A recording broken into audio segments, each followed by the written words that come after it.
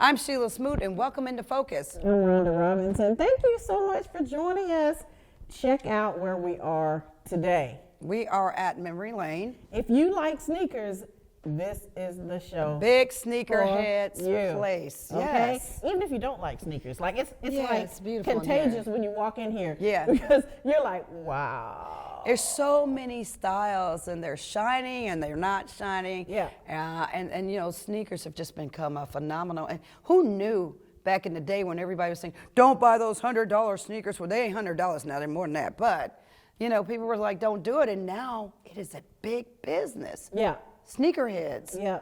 My daughter's one, I tell you. You shouldn't have told her you were coming over here. I didn't say nothing to nobody. I made the mistake of FaceTiming her, and she's like placing her order and stuff. So I'm Yeah. like, whatever. Yeah, so sneakers are a really big business, and we're going to talk to the owner of Memory Lane. You're going to meet him, and just going to talk to us about how it works, how he got into it, what you need to do if you're buying and you're buying online, but how you can get the best quality shoe and make sure that it is authentic. Now, Yeah. there's some fakes out there. There are some fakes. I'd be curious to know what to look for. Me too. Because I wouldn't know. I wouldn't know either. I would not know, but I do know one thing.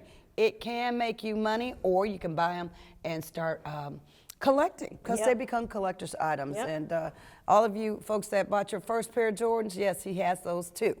I'm not going to ask him how much they are, but Ooh, I I'm remember nervous. it. I remember all the kids had them at my school, and I'm like, I'm not getting no J's, Jordans, blah, blah, blah, blah, blah. I think I got, I don't know, Goodyear or Kmart.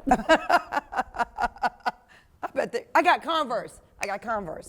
My mother bought me a pair of Converse, Converse. you know, when we were coming up, that was kind of That was the thing. So, yeah. Yeah, they weren't comfortable. Yeah. So anyway, what's your Yeah. hot topic? So I thought since we were here, it might be cool to talk a little bit about trends, sneaker trends for Okay. 2024.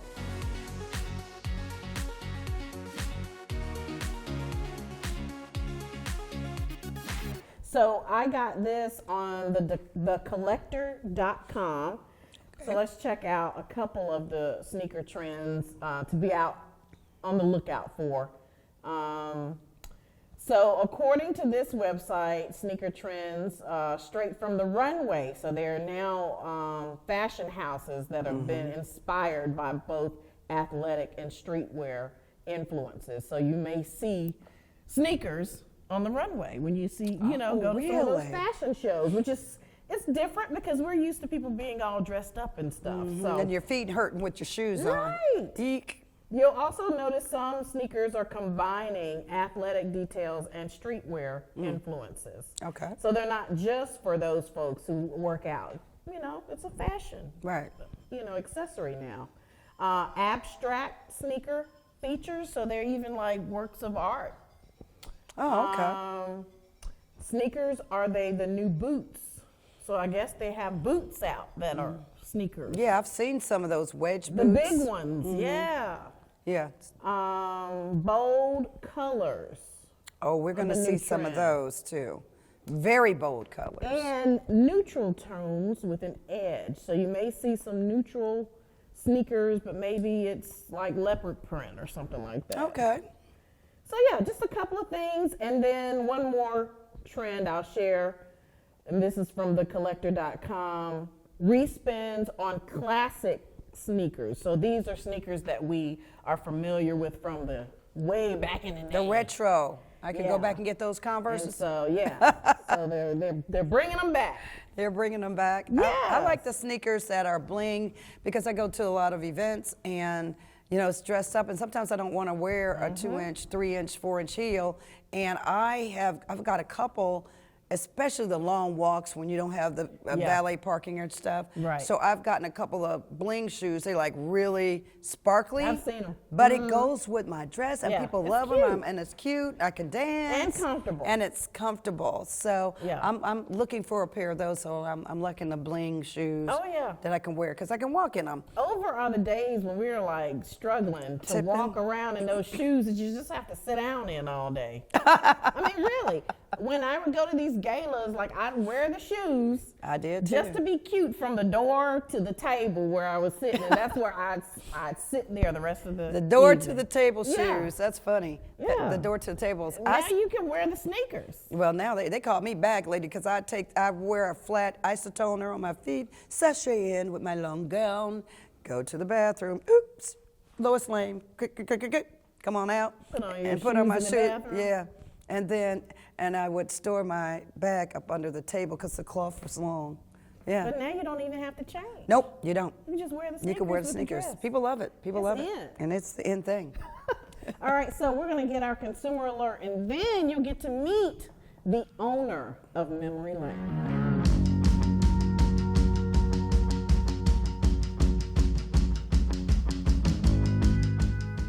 Memory Lane sells online, and you know a lot of people do stuff online, and that I never thought I would be ordering so much online, and so I do it all the time. It's convenient. It is convenient. Now I still like doing my groceries, but you know when it comes to merchandise or places that are sending you stuff that you never will go, Right. or things you've never been, and you've got to use your credit card, you do need to be aware. So here are 7 tips, and I'm going to do a couple. I may not do all 7 to avoid online shopping scams. Consider using credit card instead of a debit card.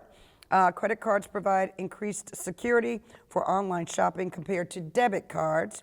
Today's EMV chip, that chip technology on the back of that card, and payment cards makes them harder for scammers to actually steal your information. Plus, credit cards aren't tied directly to your bank accounts like a debit card. So if someone stole your debit card information, they have an easier way to quickly access your actual bank account. Which is scary. Which is scary because that's where your money is. That's where your mortgage payment, your car payment, all those big things you have to pay for. Since the money in your account is tied directly to your debit card, well, guess what? They got access to all your money. But if you use a credit card, you can offer more consumer protection through fraud protection, but be sure to stay on top of it. Yeah. So also, don't use the same password every time. And I'm a stickler for that because it's easy. But sometimes when you're using new online sites, you might only buy once a year or twice a year for Christmas or whatever. Do a different password for those places that you would normally not use on a daily basis. And I know it's convenient to try to use the same password because it's hard to remember them Right. all. But it's probably not a good But idea. if you're doing the online stuff and you don't use that site very often, go on as a guest. Go on as a guest. That way a you good don't idea. put your regular information. It will let you access as a guest when you're shopping online. Also, you know, the best thing you could do is put automatic alerts. So when somebody's running my card at a location or whatever, and it hits my card, now I've got those alerts that say, hey, did you purchase so-and-so, or here's a card alert. Yeah. There's $25 that came from, and I can automatically shut the card down. Yeah. And or call about the card. You should put those alerts on your card because it gives you the option to shut the card down yourself without having to go back to the bank on Monday morning and say, hey, I think somebody took $500 off my card. Well, you would know automatically and you can freeze that card. And again, you know the old rule around the last thing, watch out for the too good to be true. So if it's too good to be true, It probably is. it's probably too good to be true. Well, we are going to talk to the owner of Memory Lane, Yes. Mr. Chris Smoot, when we get right back. Full disclosure, he is related. We'll be right back right after this.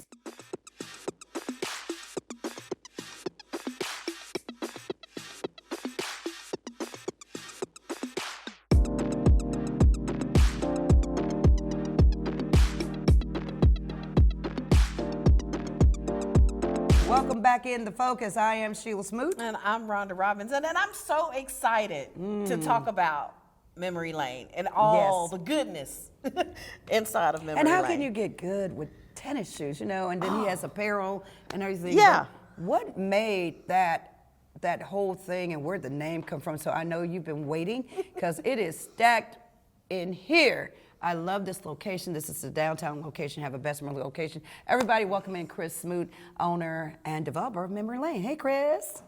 How you doing? We're good. Yeah. We want to know all about it. How'd you start?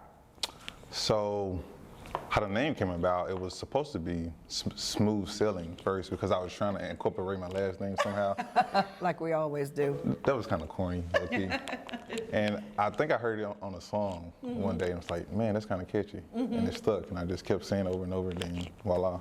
But it started my last year of college. Okay. I took a study abroad trip overseas, and I visited New York, Paris, London, and Milan.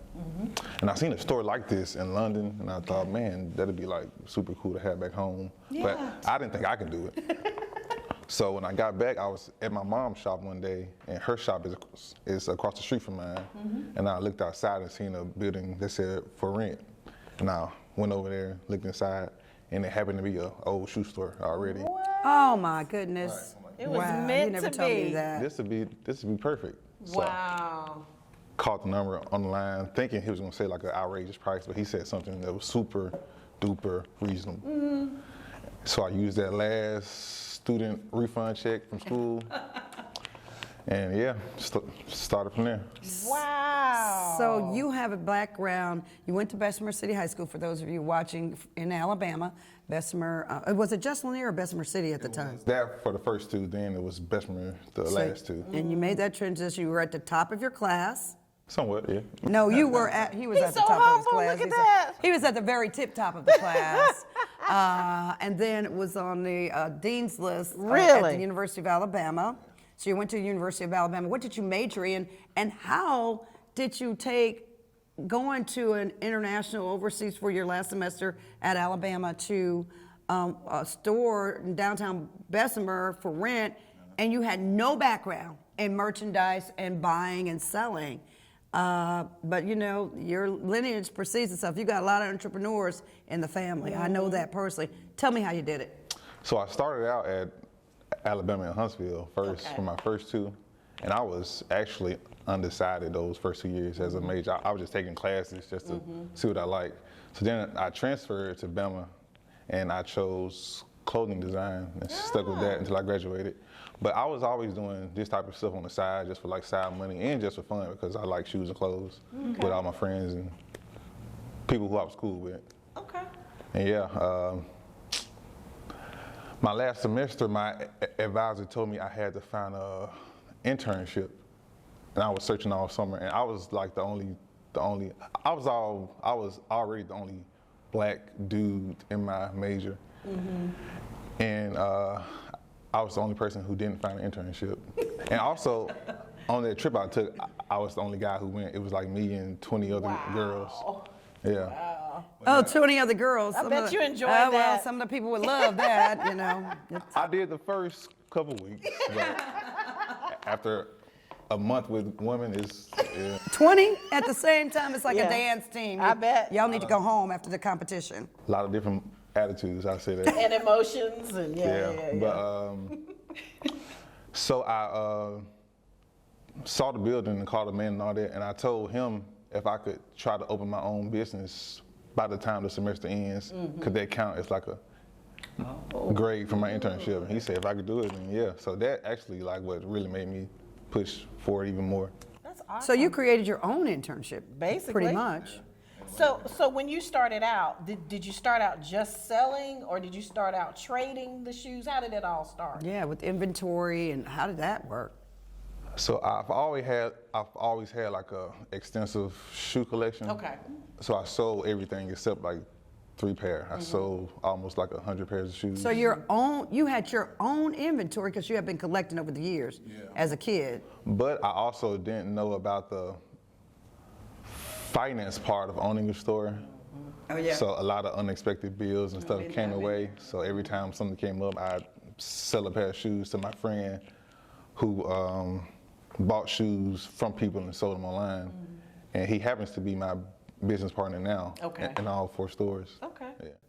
All right, and so you started in Bessemer, and then tell us about how you ended up with 4. Expanding, yeah. 4 stores. So we started in 2017, then COVID hit and we had to close down, and that was tough because we're not essential, so we couldn't really do nothing. So we just started being creative. We started our site, our website, and we hit customers and tell them we're buying. They can make appointments to come by the store and sell shoes. And it got to a point where we had more shoes in the back than we had in the front because everybody was like selling shoes and buying shoes and stuff. Right.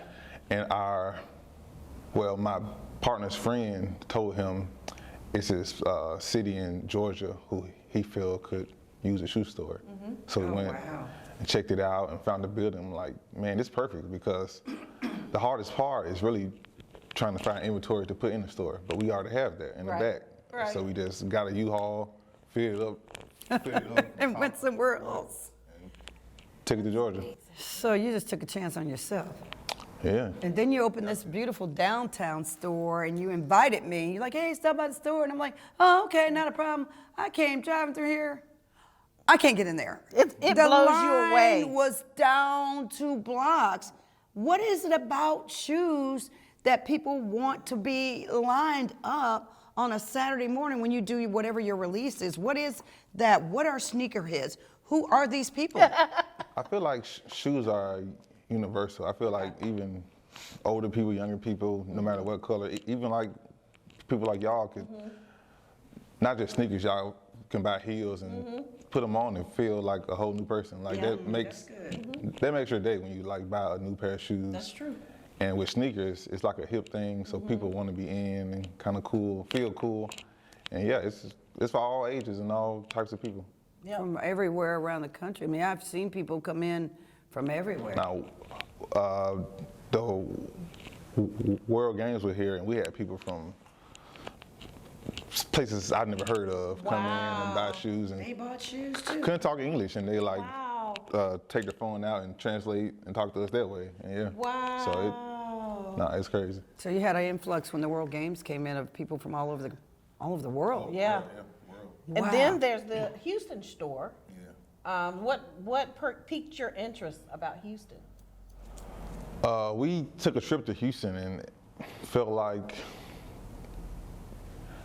something like this would be cool out there because it's stores out there that's like this, but not like this. Not like us, yeah. I'll say that. And so we kind of just tried to see if we can take this in a different part of the country. When you started collecting shoes, and I mean, and his mom is Cher Smoot at the Walk-In Closet in Bessemer, and she's always stylish. I cannot keep up with your mother. Me and you, I know, but you do have that in your bloodline.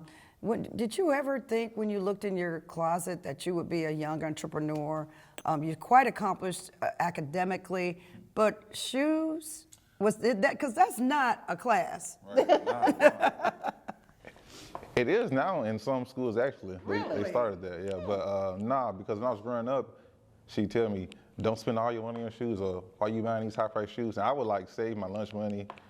I would save food money, not eat, just to sacrifice Just to it, get some get sneakers. shoes. Some Yeah, sneakers. because I always liked it. And Nah, I would have never thought it. I didn't even know being an entrepreneur was possible until my last year of college. I didn't know that it was classes for that or anything like that because I didn't know any, but except my mom personally. And she had just started around that time. She started 2 years 2 years before I graduated. So I didn't really. She didn't even know that was possible. She did the same thing, just took a chance on her. She's very stylish. What do you say to someone who may be watching, who's thinking about starting a business? Any advice? Do your research because I did it blindly and Yeah. You just jumped in head first. jumped in thinking, okay, I'm gonna get the building, I'm gonna buy shoes to put in it, and then Just like one of them smoots, they just jump in. Don't even do the research. don't get it. You don't You get it. research. My first day, I made $3,000, and I thought I was balling. That's good though. Trying to get to the Beyonce first day, concert. It was. And the next day I spent $2,200 of that buying more stuff for the store. And I'm like, okay, so I make a lot, but the key thing is how much can I keep? Right, right, Yeah. right. So that part is, Yeah. yeah. So you have a few things right Yeah, there. let's talk about that. Tell us what you have. So I have some shoes that I feel like are kind of special in the store. So these two are inspired by the Powerpuff Girls. Really? Oh, yes, I love the Powder Puff It's a third pair Girls. that's pink. Oh, I need the pink pair. I might have to buy those. Yeah, so this is Buttercup and Bubbles, and it's Oh, no, you didn't. I love that. What? You're inspired by cartoons, Memory Lane. I see that and all that. So that's so that these is are for boys, love. girls, kids. Like, we've sold a bunch of these, like Powder a whole lot. Yep. I like the colors. No, they're nice, and they're different materials. Like this is like a shiny type of mesh or something like that. Oh, that's beautiful. Oh, this is nice. That is nice. Next, Jordan and Nike decided to like poke fun at reselling, so they came out with a shoe, and it's called like Not for Resale, but it still gets resold. Yeah, and it's like a pretty expensive shoe. Oh, let me see. What is that? Wow. Oh, look here. This shoe is $2,000. Smooth, give me 2,000 real quick. Can I get a loan? I won't be putting that on my credit card because I'll never pay it off. That's a love mortgage. that. That shoe's a mortgage, Rhonda. So what makes that $2,000? Yeah, that's a good question.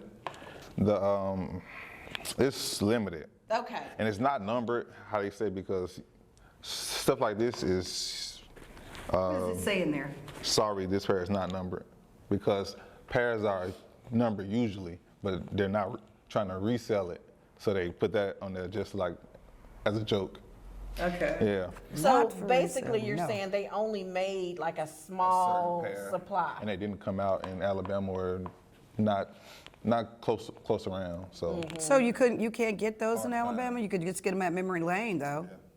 You can get anything, right? But so if someone buys a $2,000 shoe, they're not really gonna wear it, probably. yeah. Yeah?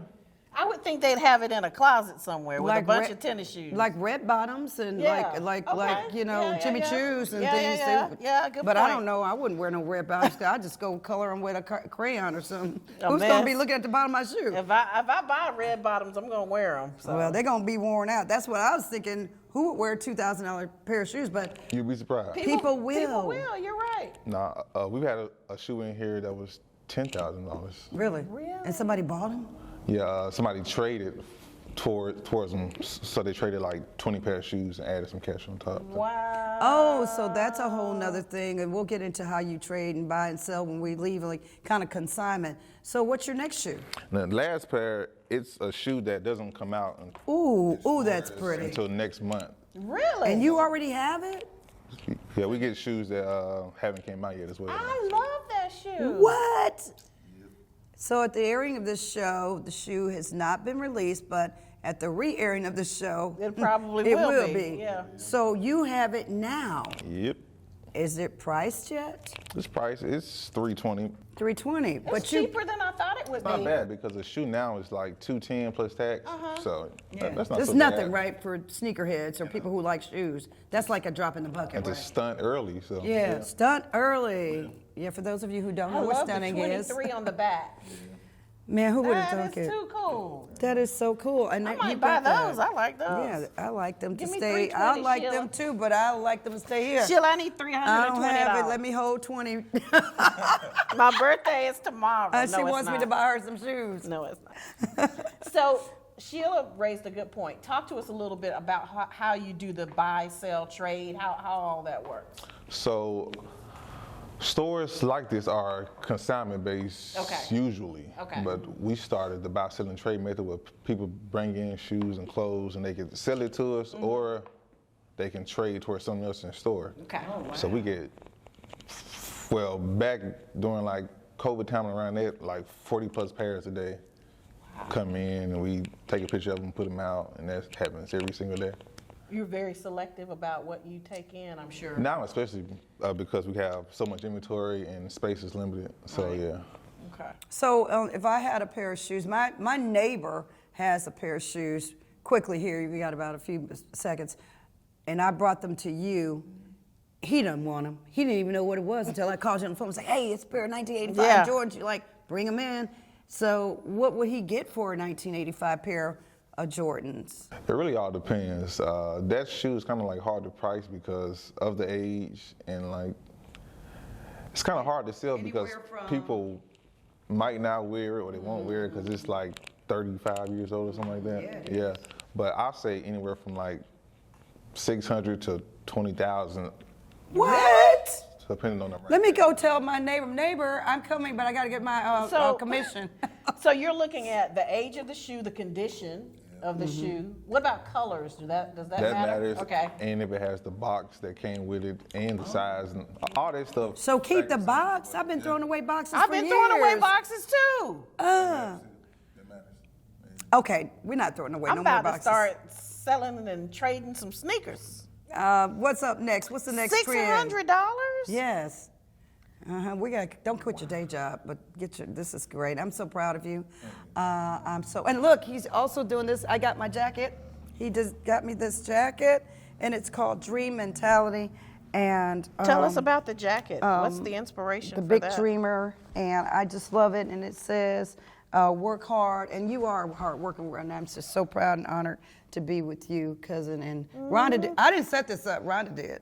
I didn't even know we were coming here, but I'm like, oh yeah. She walks in, she's like, I didn't know we were interviewing. I'm like, you got the text like a week or two ago, wow. but anyway. And I've been trying to get this jacket for 6 months, maybe That's last year. my but thank friend, you. y'all. That is my friend. She knows me well, but thank you. But Rhonda, I have Yeah. one more question for you about that. Yeah, so do you know You anything do other types about of the things. history of the jacket and how it, everything came about, or? So I have a friend who has this brand. Okay. And he designed it and told me to pass it on to Sheila. So, Okay. yeah. Oh, tell him I said thank That you, is thank too you. cool. It's good to have. Is this the brand name right here? Dream Okay. Mentality?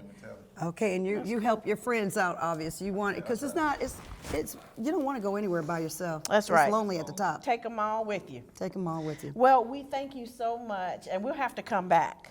We Because I will. know there's exciting stuff in here all the time. So we'll have to make it back over here at some point to see what else you got. in your Right, we collection. will. Thank you all. Thank you all for joining us. Please hit them up. Tell everybody how they can reach you if they want to order some shoes. Yeah, so we have 2 places in Alabama, one in Bessemer and one in Birmingham. This address is 2320 First Avenue North, and the one in Bessemer is 217 19th Street North. And we're open every day except Monday. So Okay. About the website.